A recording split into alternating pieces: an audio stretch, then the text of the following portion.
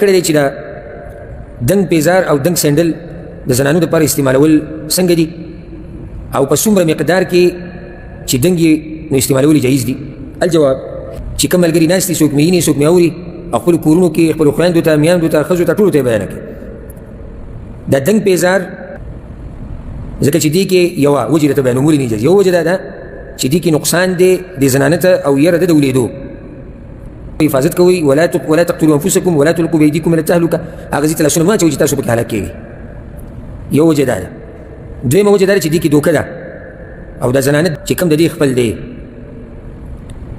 نو دې کې دوکه هم دننه ده. درېیمه دا چې په دې کې ښایست راښکاره کول دي پردو خلکو ته او الله یې دې نه منع کړې ده ولا یبدین زینتهن. او دا زنانه به خپل ډار په مخ کې لکه هغه زینه ښکاره کول چې د هغې شریعت اجازت ورکړی دی مخ لاسونه ویښته د سر او سخر شو زوی شو د خاوند زامن شو ورونه شو ورواره شو خوریی شو. دوه وجې شو دوه درې څلورمه وجه دا ده چې د دې د لاسه دا زنانه لږه مخې ته مایلوي مخې ته کږوي داسې خیر کړی کومه زنانه چې دنګ سینډل اچي د نیغه نه مایلوي مخې طرف ته. نو حدیث کې وعید دغه زنانو دپاره راغلی المائلات الممیلات چې کږي او نور خپل طرف ته کږوي. نو یره ده داسې نه چې دغه حدیث کې ده. څلور پنځمه وجه دا ده چې د دې د لاسه ملا کې بیماري لګېدی شي ملا ته تکلیف میلاوي نو دې د لاسه منع ده.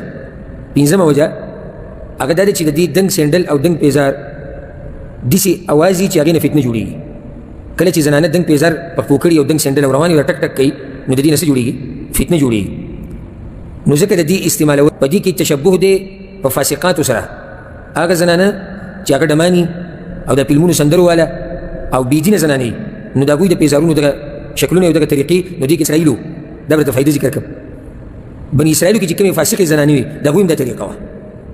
حدیث کې راځي امام ابن خزیمه رحمه الله راوړی پیغمبر صلی الله علیه وسلم د یو زنانه تذکره کوله په بني اسرائیلو کې کانت قصیره هغه ډېره چیته وه هغه زنانه چیته وه.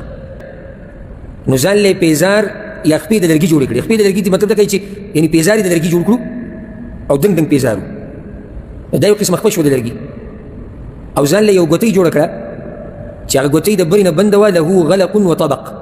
هغه ګوتۍ د برې نه بنده وه او دننه خالي او په هغې کې خوشبو ور واچوله په دې ګوتۍ کې او د دوو زنانو په منځ کې روانه شو. دا کتو چې دا دوه خو موږ پېژنو خو چې دا درېیمه څوک ده نو ویې نه پېژنده چې دا څوک ده ځکه چې دا خو معروفه ده زنانه په دې چې دا خو د قد نه چیته ده نو دا بل څوک ده.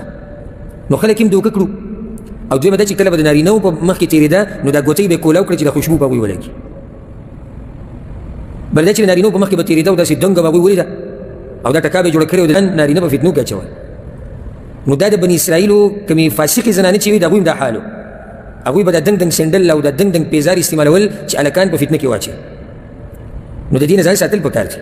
خو د دې خور دا سوال دی چې بیا څومره دنګوالی څه حرج نه دی. نو په هغې کې عرف ته واپسې دنګوالی ورسره نه ډېرېږي ډېر لکه فرق ډېر نه راولي هسې معمولي ورته کې دنګې او دا زنانه د هغې داسې مایله کېږي نه نقصان ورته نه رسي نو بیا پکې څه حرج نشته. لکه چې داسې خو پیزارونو ته پوندې راځي او څه نه څه پیزار چې هغه څه دنګي خو مطلب دا نه چې هر پیزار چې هغې ته پوندې دا حرام دی نه چې دومره اندازې کې ورته پوندې چې هغه څه فرق نه راولي د زنانه په قد کې یا که راولي هسې معمولي پته هم نه لګي او فتنه ترې نه جوړېږي زنانه ته ترې نقصان نه رسي نو بیا څه حرج نشته. خو دا بعض موږ لیدلي په خپلو سترګو باندې دومره پونده دی دومره او چې دومره پونده دا فرق راولي په دنګوالي کې که نه دا انچ دوه څومره فرق راولي او چې دومره پونده وفو کړي خپې هم خرابه شي د راولېدو یاره حدیث په کوم شوي دي ګورئ چې په ډک بازار کې زنانه راولېدلې ده.